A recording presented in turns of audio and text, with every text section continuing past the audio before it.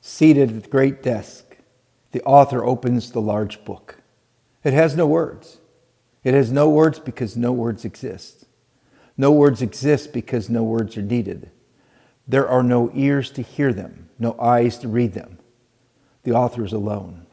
And so he takes the great pen and begins to write. Like an artist gathers his colors and woodcarver his tools, the author assembles his words. There are three single words.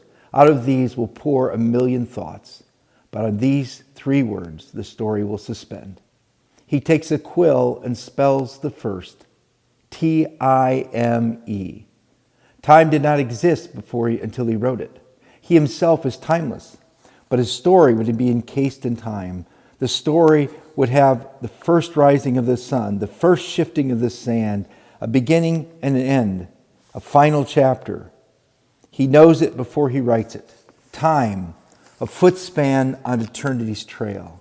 Slowly, tenderly, the author writes a second word, a name, Adam. As he writes, he sees the first Adam. Then he sees all the others. In 1,000 eras and 1,000 lands, the author sees them. Each Adam, each child, instantly loved, permanently loved.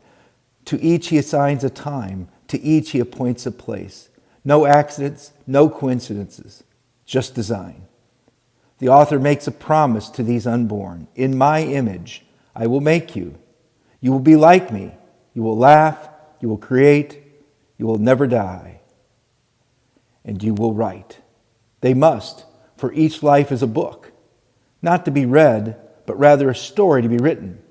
The author starts each life story, but each life will write his or her own ending.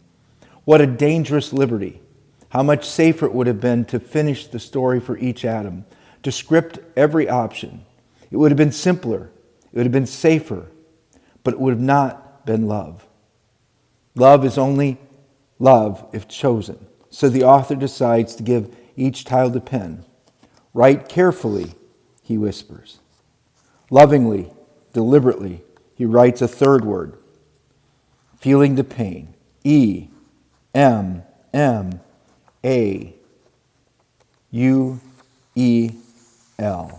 Emmanuel. The greatest mind in the universe imagined time. The truest judge granted Adam a choice. But it was love that gave Emmanuel, God with us. The author would enter his own story.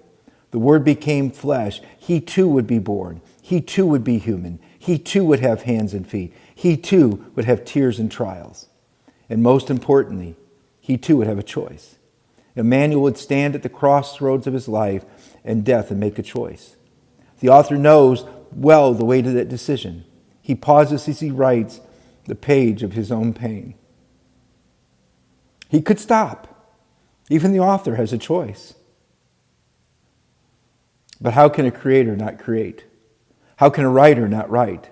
And how can love not love? So he chooses life, though it means death, with hope that his children will do the same. And so the author light completes the story.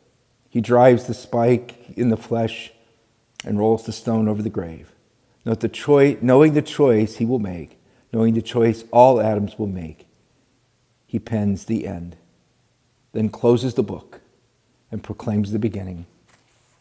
Let there be light.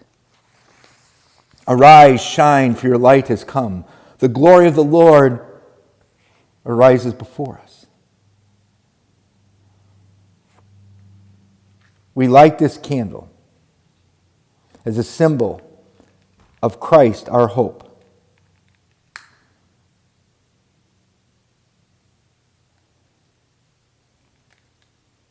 May the light sent from God shine in the darkness to show us the way of salvation.